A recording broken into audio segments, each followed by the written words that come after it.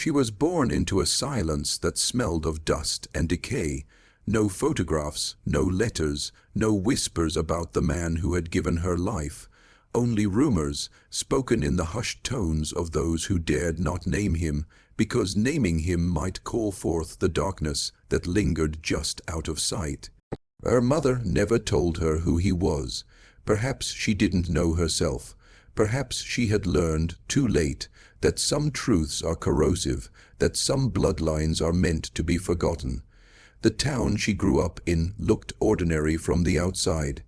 Faded clapboard houses, lawns struggling to survive against the relentless summer sun, and a church whose steeple pierced the sky like a moral compass, though it had long stopped pointing anywhere meaningful.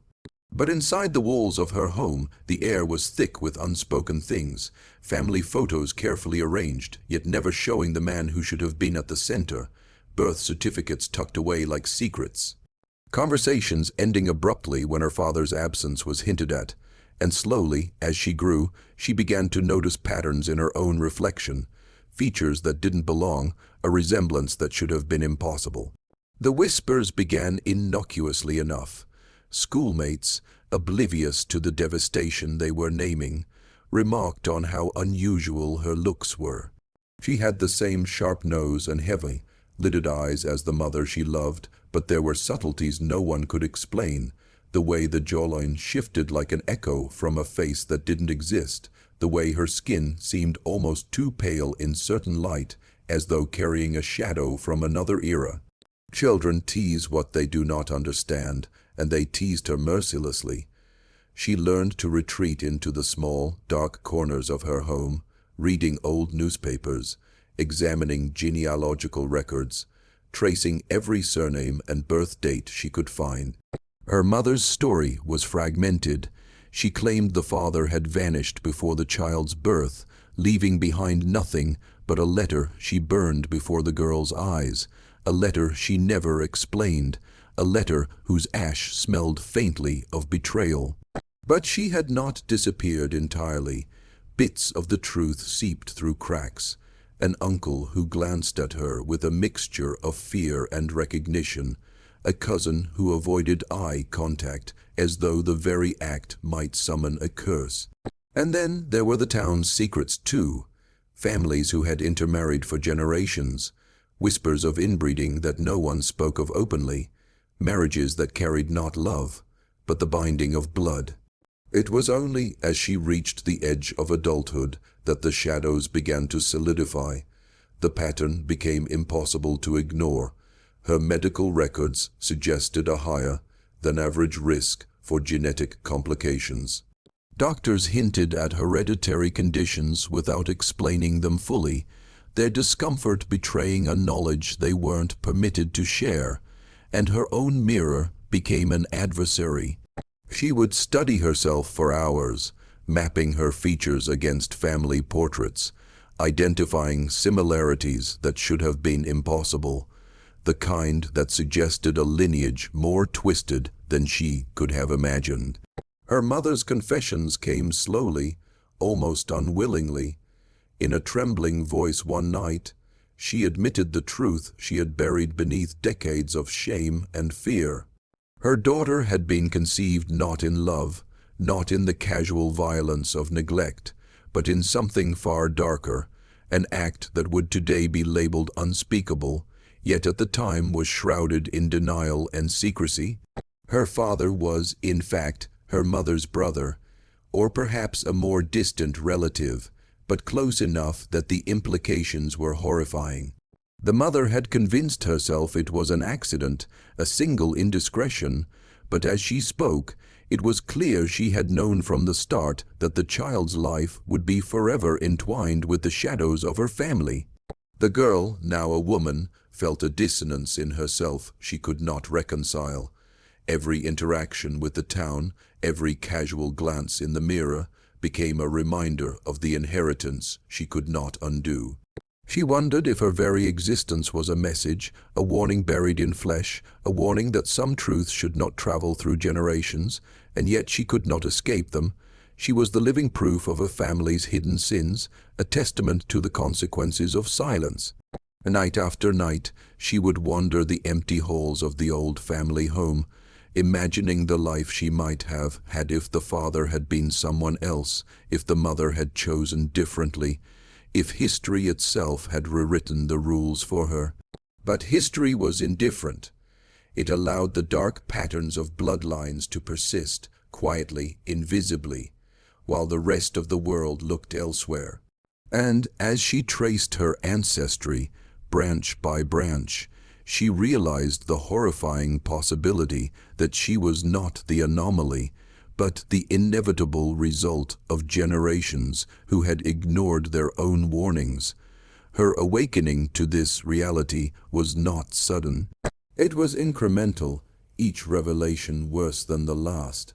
A family Bible with pages missing, a distant cousin confessing under the influence of drink that things used to be different, a local historian warning her to stop digging or risk finding things better left buried.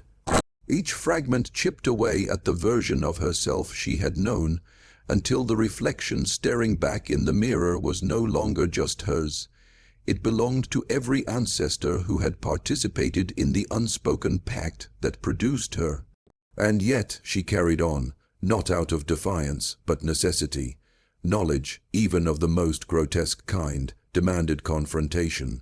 To ignore it would be to live a lie stitched with the same blood that had haunted generations before her. Slowly, she began to document what she had learned, noting the dates, the marriages, the disappearances, the quiet disappearances of those who might have spoken. She began to map the genealogy like an archaeologist digging in a tomb, each layer revealing more than she wanted to know: repeated unions, shadowed children, hidden illnesses, and the stubborn endurance of secrecy itself. By the time she reached the age when others married, had children, and looked toward a future, she realized she could never do the same. Her DNA carried too many echoes of the past.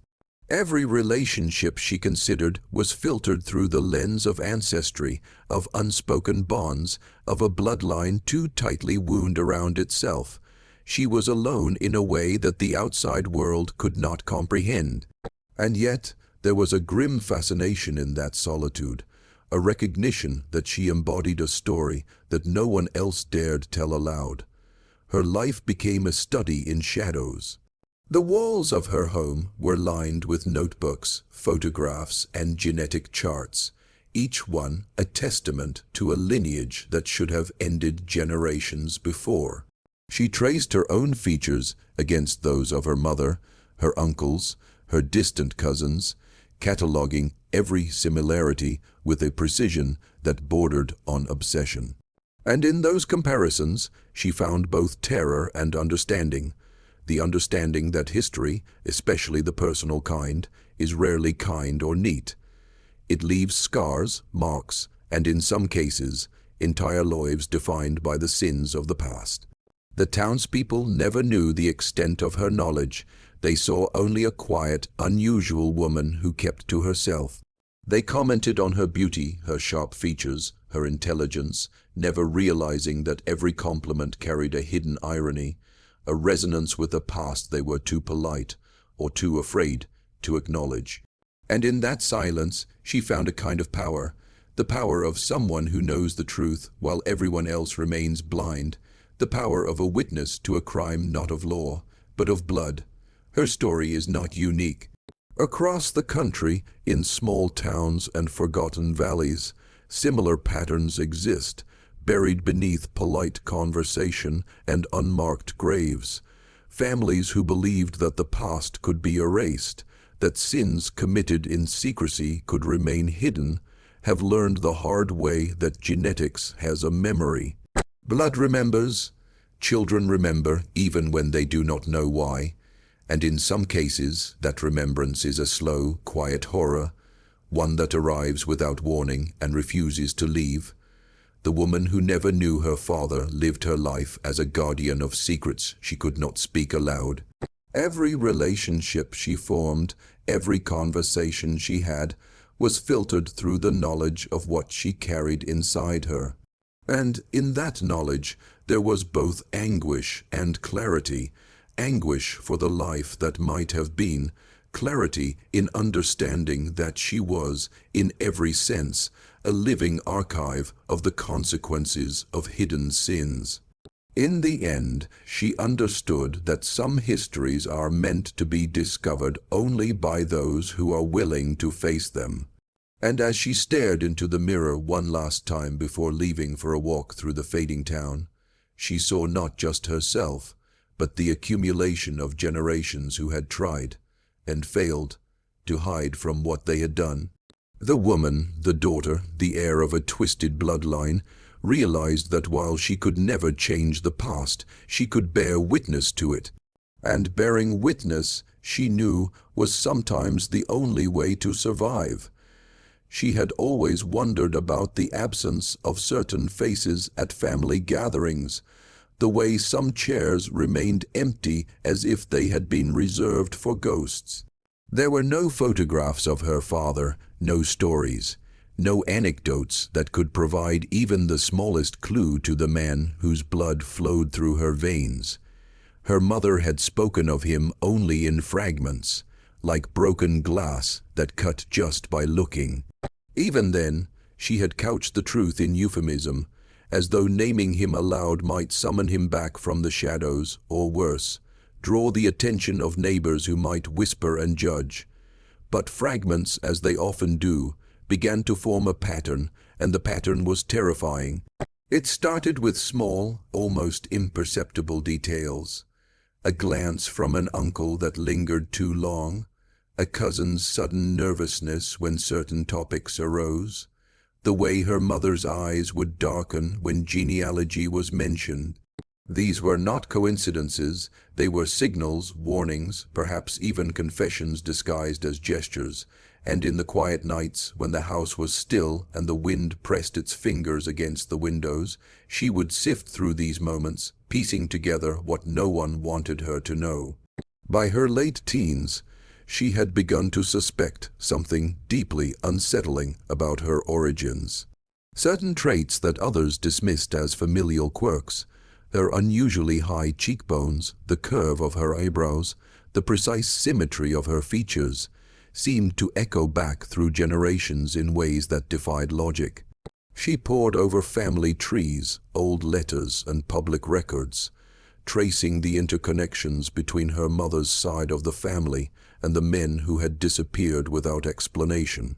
The discoveries were subtle at first, barely perceptible, but as she went deeper, a pattern of incest emerged, a history carefully erased, quietly maintained for decades. The first time someone outside the family spoke the unthinkable aloud, she felt a shiver of recognition. A distant neighbor, emboldened by alcohol or madness, muttered about how bloodlines twist in these parts, mentioning names that aligned too closely with her own ancestry. It was not just gossip, it was a mirror held up to the past, reflecting truths no one had the courage to confront directly. In that reflection, she saw herself, and she realized with chilling clarity that her very existence was a consequence of choices so perverse, so secret, that the town had built its life around forgetting them. She confronted her mother one night, driven by a mixture of fear and longing for the truth. Her mother's confession came in a whisper, broken and trembling, as though each word threatened to shatter something vital. The man she had called father, or more accurately, the man whose absence had defined her life, was not merely unknown. He was related to her in ways that made her pulse quicken and her stomach turn. Generations of incest, carefully hidden and rationalized, had culminated in her. She was the product of a lineage that had blurred the lines of morality and legality, leaving her as both victim and unwitting heir to a family's dark obsession with its own blood. The realization was devastating. She withdrew from her friends, from casual relationships, from the normal rhythms of life that others took for granted. Every interaction with the outside world became filtered through the lens of ancestry. She could no longer look at herself in a mirror without seeing the accumulated weight of her bloodline.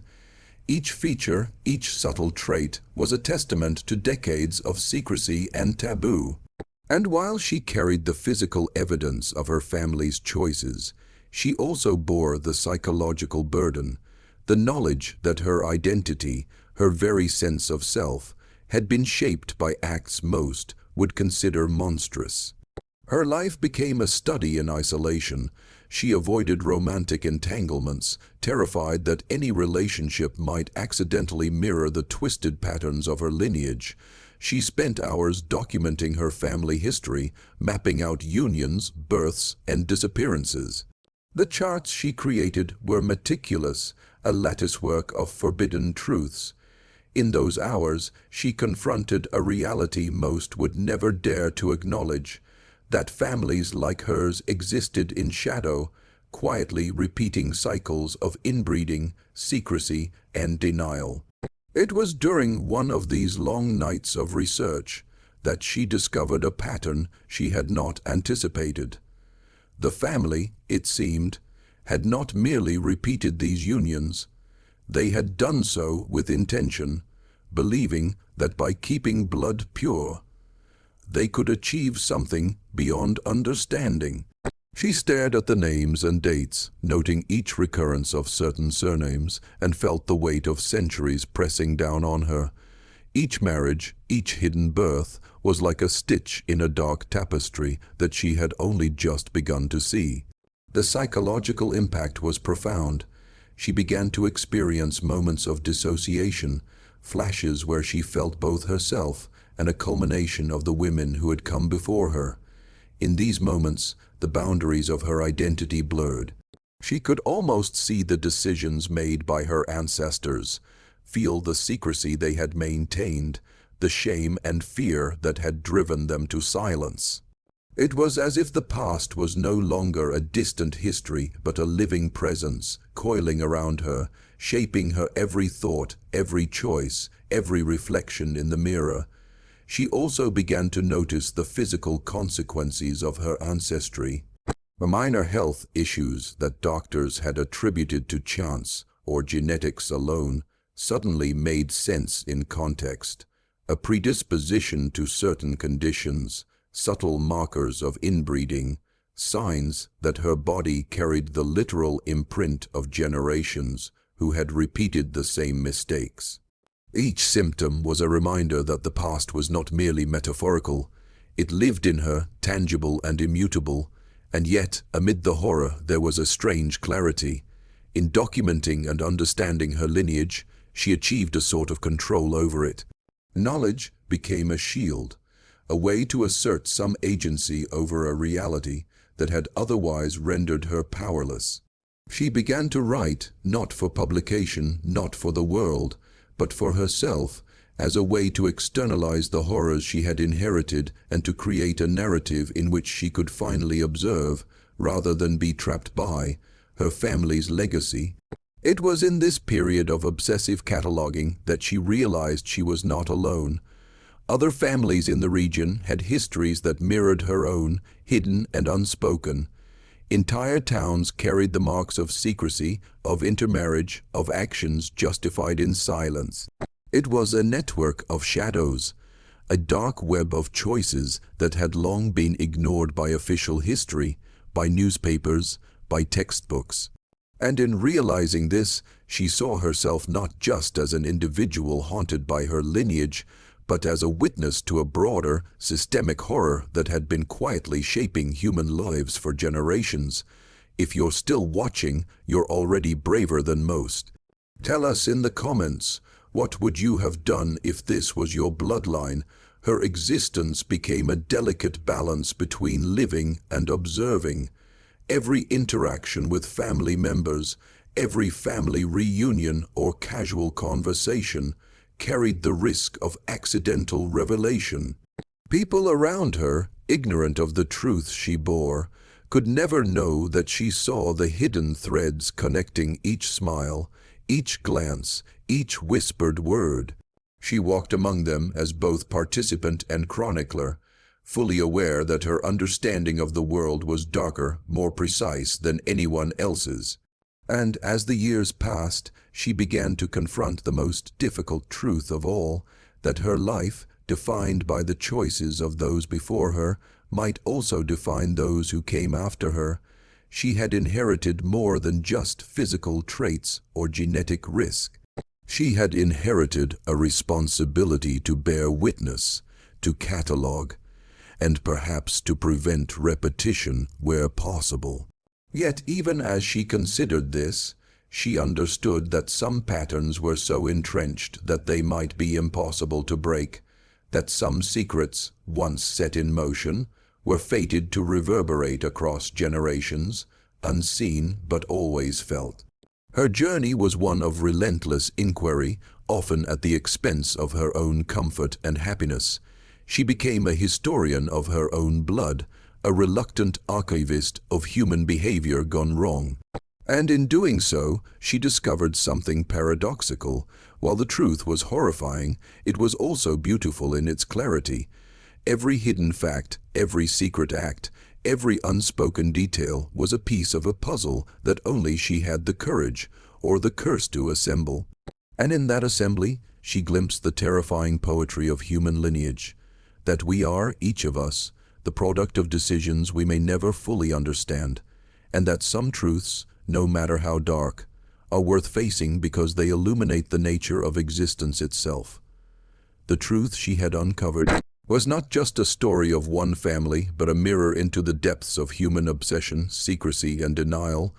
She realized that the horrors she carried in her blood were a reflection of choices made in desperation, fear, and sometimes perversely in pride. Her father, whose face she had never seen, whose presence she had never known, was more than an absence.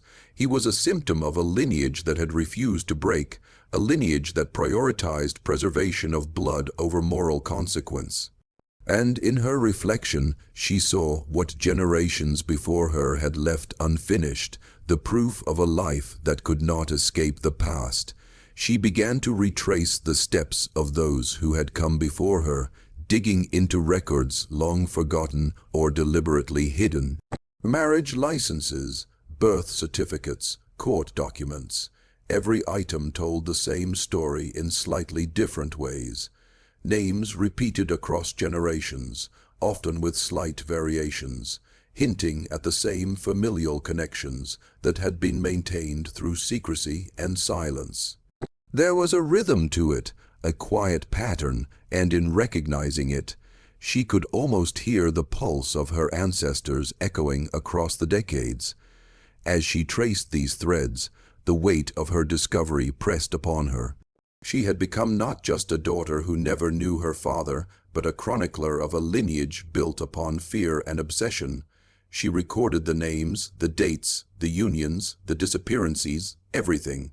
It was a methodical process, almost ritualistic, and in it, she confronted the intimate cruelty of secrecy, the way generations had silenced themselves to maintain appearances, the way love had been corrupted into control, and the way innocence had been compromised by choices they could not admit, even to themselves. Her mother's role, once opaque, began to reveal its complexity. She was at once a victim and a participant, bound by circumstance and by her own choices. The act that had led to her daughter's birth was not a single moment of weakness, but the culmination of a lifetime of complicity, denial, and fear. And in seeing this, the daughter began to understand the cyclical nature of trauma, how one generation's concealment becomes the next generation's reality, how silence perpetuates itself until it becomes indistinguishable from nature. There were moments when the weight of this history became almost unbearable. Alone in the house at night, she would stare at the old family portraits and feel the eyes of the past upon her. Faces frozen in oil and paper seemed to judge her, to demand recognition of the acts committed in their names, and yet there was also a strange intimacy in these moments. She was not merely a passive inheritor of history, She was an active participant in its reckoning.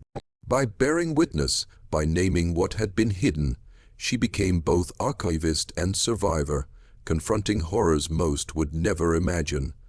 Her investigations revealed more than just incestuous patterns.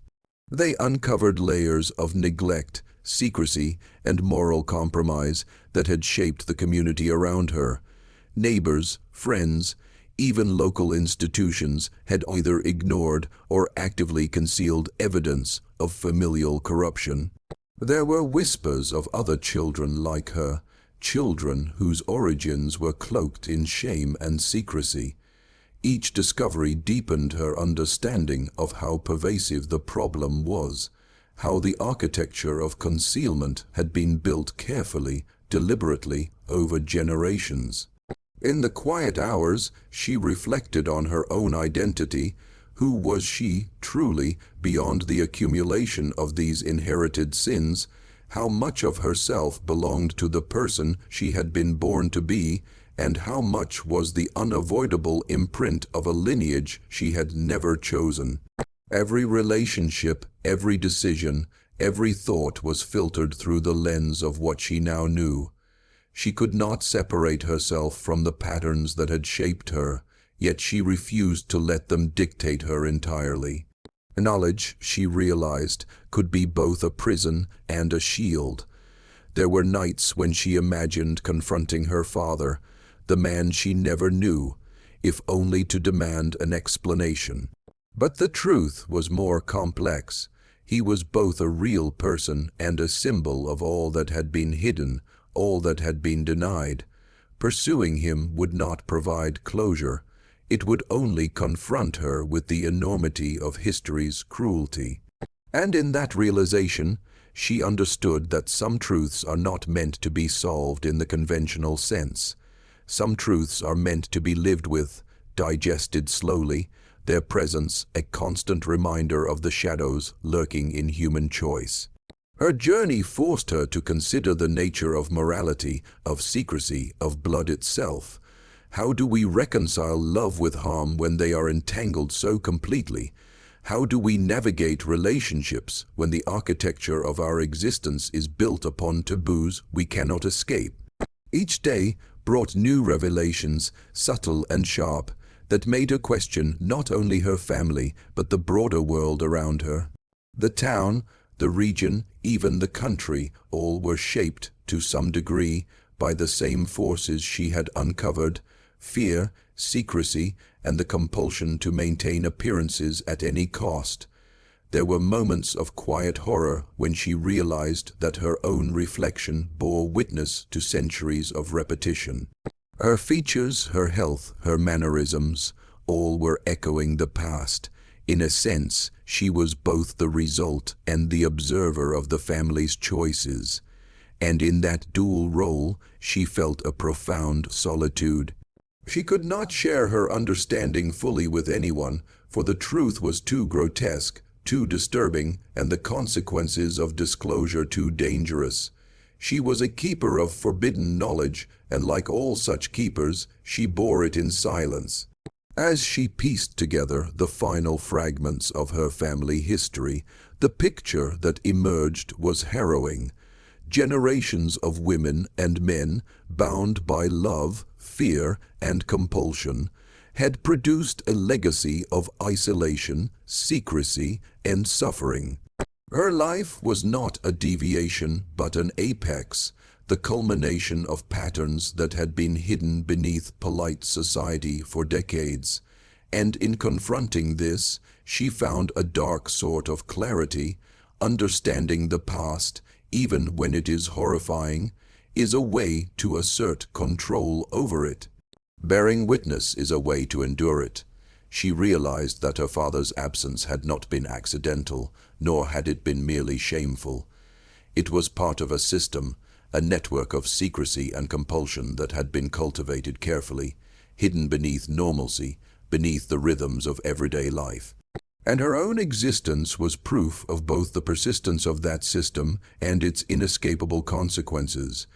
Every reflection in the mirror, every subtle echo of family traits, Every inherited quirk was a message from the past, a warning and a revelation rolled into one. And so, she chose a path of observation rather than participation. She documented, she catalogued, she bore witness.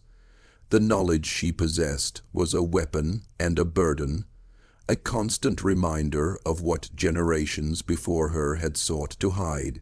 She understood that some sins cannot be undone, that some patterns cannot be broken, and that the weight of history is often most acutely felt in those who carry its blood.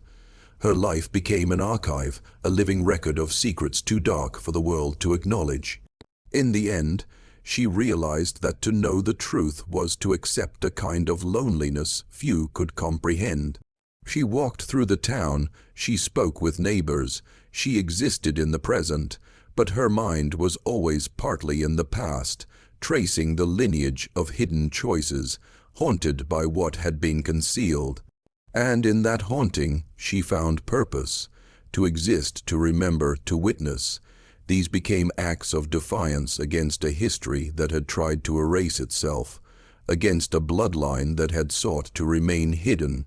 She understood, finally, that some families carry their sins openly, while others conceal them for generations.